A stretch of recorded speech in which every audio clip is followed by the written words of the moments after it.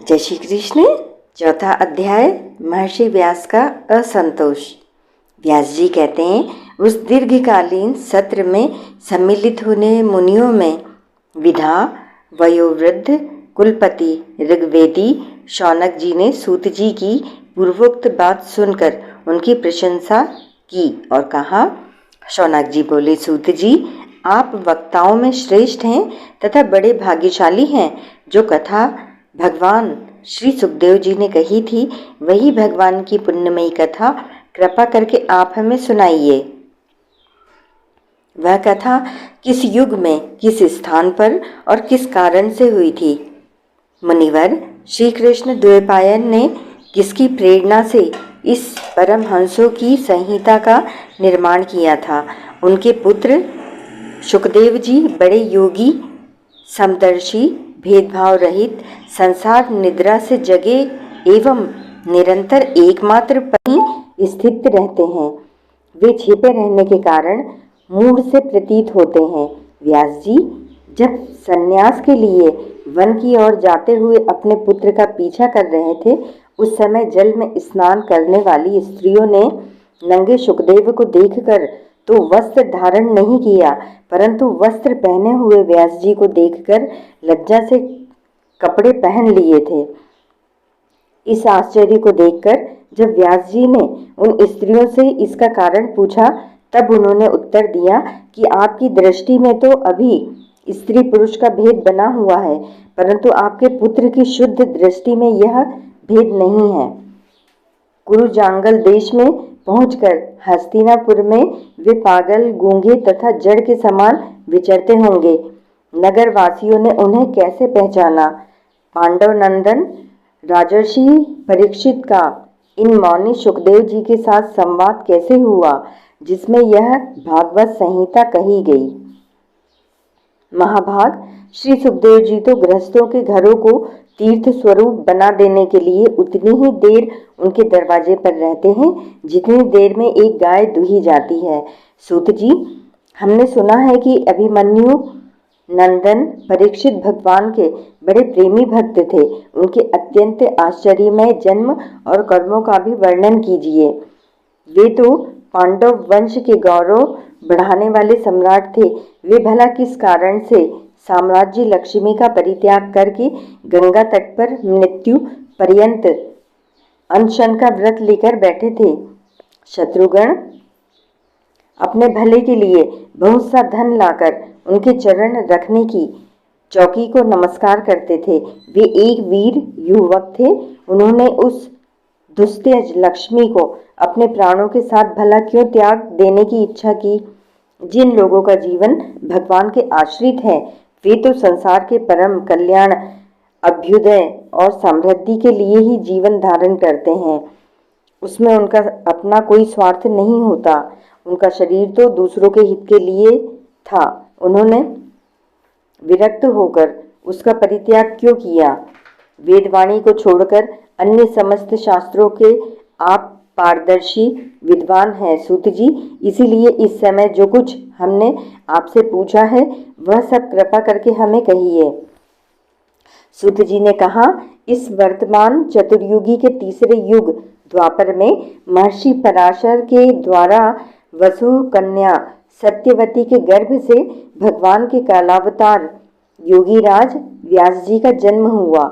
एक दिन वे सूर्योदय के समय सरस्वती के पवित्र जल में स्नान आदि करके एकांत पवित्र स्थान पर बैठे हुए थे। महर्षि भूत और भविष्य को जानते थे।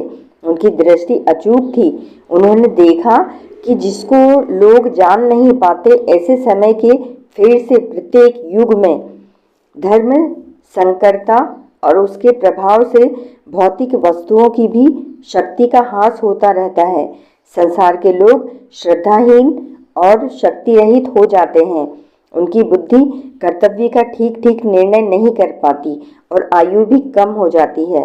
लोगों की इस भाग्यहीनता को देखकर उन मुनीश्वर ने अपनी दिव्य दृष्टि से समस्त वर्णों और आश्रमों का हित कैसे हो, इस पर विचार किया। उन्होंने सोचा कि वेदोक्त चातुर्होत्र ये 4 होता है। इनके द्वारा संपादित होने वाले अग्नि अष्टोमादि यज्ञ को चातुर्होत्र कहते हैं। कर्म लोगों का हृदय शुद्ध करने वाला है। इस दृष्टि से यज्ञों का विस्तार करने के लिए उन्होंने एक ही वेद के 4 विभाग कर दिए।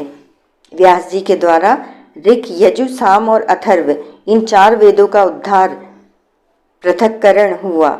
इतिहास और पुराणों को 5वां वेद कहा जाता है। उनमें से ऋग्वेद के पैल, साम, गान के विद्वान जैमिनी एवं यजुर्वेद के एकमात्र स्नातक वैशंपायन हुए।